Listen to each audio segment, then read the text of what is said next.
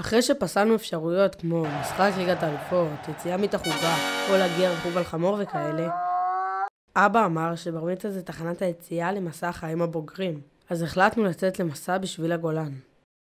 מסע ארוך צריך לתכנן, וכך מצאנו את עצמנו יושבים על מפות ורשימות. כדי לתכנן מתי יוצאים, איפה מטיילים, מה קונים, והכי חשוב, מה אוכלים. כדי לצאת למסע של כמה ימים צריך ציוד מתאים, וכך מצאתי את עצמי מבלה עם אבא ביום שישי בחנויות לציוד לטיולים. קנינו תיק איכותי, עלי הליכה, פנס ראש ועוד הרבה דברים שעזרו לי בשטח. התקרבנו למועד הטיול והחנות בעיצומן. אבא העמיד מסדר המפקד כדי שלא נשכח שום דבר, ויום לפני הכנו את התיקים. קמנו מוקדם, הרבה לפני השמש, ושנייה לפני היציאה נשלחתי לוודא שלא שכחנו כלום.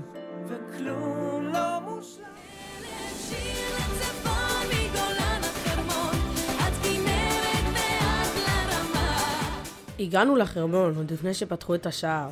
ניצלנו את הזמן לתפילת שחרית, תצפית, משהו קטן לאכול, סלפי התחלה, ויצאנו לדרך.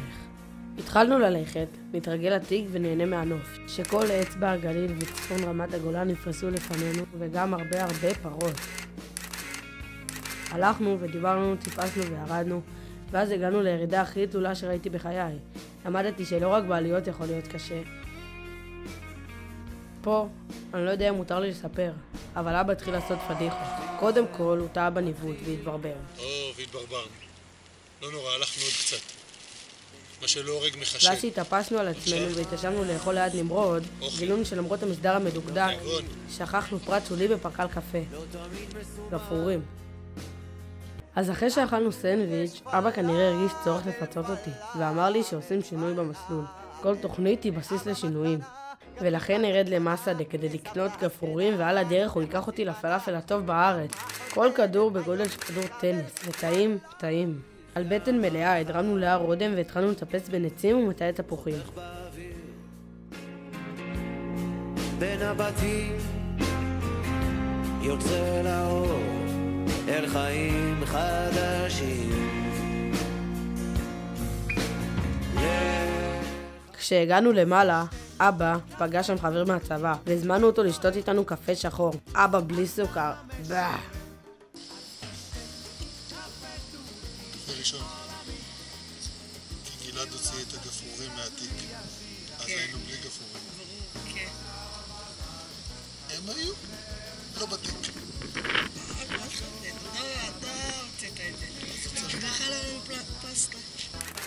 התיישבנו לנוח וליהנות מהנוף. הסתכלנו אחורה על כל מה שכבר עברנו, ועל כל מה שעוד נשאר. וגם נתנו לי לעשות תצפית על כפר. שווה. לפני שיצאנו לדרך, נכנסנו לבונקר שהזכיר לי סרט אימה. You unlock this door with the key of imagination. Beyond it is another dimension. A dimension of sound. A dimension of sight. You've just crossed over into the Twilight Zone. יצאנו לקטע האחרון מאודם לאלרום, כבר לקראת הסוף. הלכנו ודיברנו על הרבה נושאים שהם לא כדורסל. מזל שהקטע האחרון היה כבר בירידה ומישור, כי כבר נגמרתי. עוד לפני החושך, ולמרות שהבטן קרקרה לי כבר, הספקנו לעצור באנדרטה של פלסר 7, ולתצפית קצרה על עמק הבכה מהחרמונית, ואבא סיפר לי קצת על קרבות יום כיפור ברמת הגולן.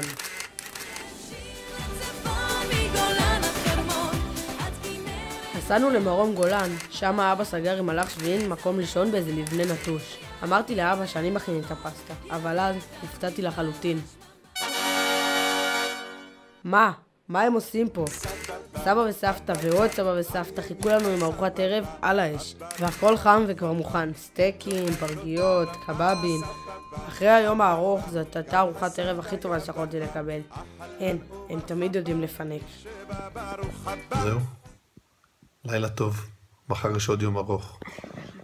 לילה טוב, דוד הליקופטר. מה? לילה טוב. קשה לקום בבוקר.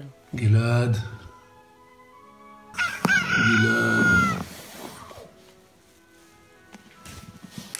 עד שהתעוררתי, חיכתה לי ארוחת בוקר, חביתה ותה.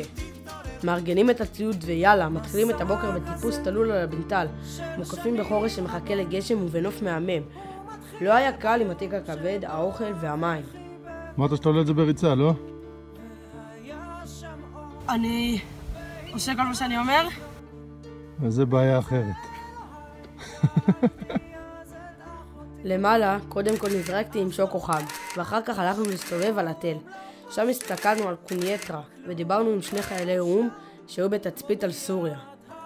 חייל מאוסטרליה וחייל מנורווגיה, שנמצאים כבר כמעט שנה באזור ועדיין מחפשים מקום טוב לאכול בו. מה אוכלים בנורווגיה בכלל? יאללה, יורדים מהתל ומושכים דרומה כ4 קילומטר לאורך מורדות הבנטל ואביטל, צמוד לסימון השבילים שמלווה אותנו כל הדרך עד לעין זיוון. שביל פה. לא, פה. פה, הנה הסימון הבא. אבל מגיעים לשם!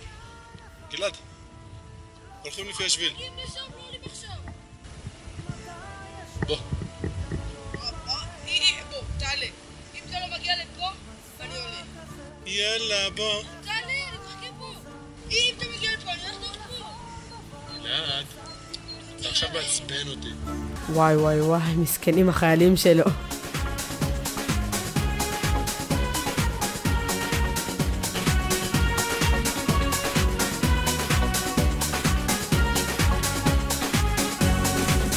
יום יבוא והשמש יציץ חייכני, ירדו השלגים מים! 1, 2, מוריד את הבגדים ונכנס. אימא'לה, איזה קור ואיזה כיף. מהכחולים הקרים, אלף שיר אחרי הליכה סוף סוף מקום עם קצת מים לשרוד ולהירגע. אחלה מקום ליצירת ארוחת צהריים, הפעם עם גפרורים.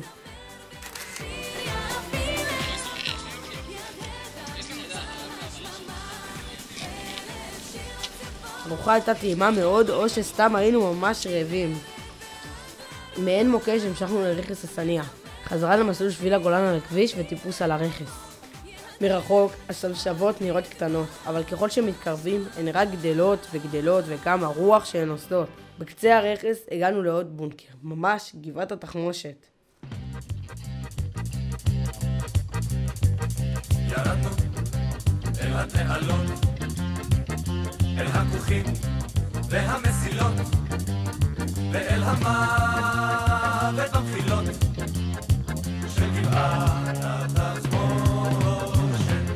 את האמת, פה כבר נגמרתי. אמרתי לאבא שהיום נצטרך לקצר. אז התיישבנו לעוד קפה, קצת לנוח מהליכה ארוכה של היום, ולאלוני הבשן המשכנו ברכב. שיר לצפון מגולן החרמון, עד כנרת. כשהגענו, פגשנו את אמיר, מלאך שביל וגבר גבר. התמקמנו במחולה שלו ואז התחלנו לחשוב רק על דבר אחד. איפה רואים את המשחק של מכבי? נסענו לקצרין לאכול חומוס, ואחר כך התיישבנו ביציע מחוץ לפיצוצייה המקומית לראות את מכבי מנצחת את גלאטה סראי. ואתם כבר יודעים שניצחונות של מכבי זה מצרך נדיר העונה. זה החדר שקיבלנו באלוני הבשן. פה ישנו. אני כבר התעוררתי, התפללתי, חטפתי פנים. גלעד צריך טיפול מיוחד. גלעד, הסורים על הגדרות! הסורים על הגדרות! קום! אני? מהר! תפוס מחסה! יש לך נשק. מהר, תפוס מחסה! אתה לא קם? קום! קום! טוב, אז ראיתם איך אבא בחר להעיר אותי. הוא אמר לי מראש שזה יהיה יום של הפתעות. אפילו דאג לי לוואפלים ותה בסניף קפולסקי של אלוני הבשן. סיימנו להתארגן והעמסנו את הדברים על האוטו, ופתאום אמיר הגיע עם 3 סוסים ויצאנו לטיול באזור.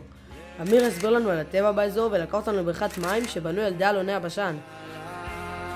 אחרי הרכיבה נפרדנו מאמיר והסוסים ונסענו לעין האמפי ליד בית המכס, שם עשינו טיפול רגליים קצר אחרי יומיים של הליכה מאומצת. היה מדגדג ומצחיק.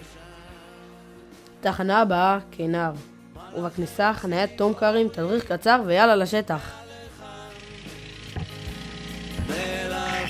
נסענו בשטח, חצינו נחלים והתמלאנו באבק. היה כיף גדול למרות שלא הרשו לי לנהוג. נסענו משם למורדות הדרומיים של רמת הגולן. ליד הגבול עם סוריה יש מעיין נחמד שנקרא עין איה. מזג האוויר התחיל להתקדם, אבל החלטנו שצריכים עוד טבילה אחת וקפה לפני שיוצאים הביתה. הצירה האחרונה על הר נמרן, תצפית אחרונה על הכנרת ועל כל מה שעשינו בשלושת הימים האחרונים. הנוף מדהים וההרגשה בסיום מצוינת. יאללה הביתה, עייפים אך מרוצים. אני לא זוכר כל כך את הנסיעה משום מה, אבל תמיד כיף לחזור הביתה. החוויה הזאת הייתה מדהימה. למדתי על עצמי לא מעט. למדתי שמסע צריך לדעת ולתכנן, וגם כדאי לדעת לשנות את התוכניות. למדתי שאני יכול ללכת יותר מ-20 קילומטר ביום עם תיק כבד על הגב.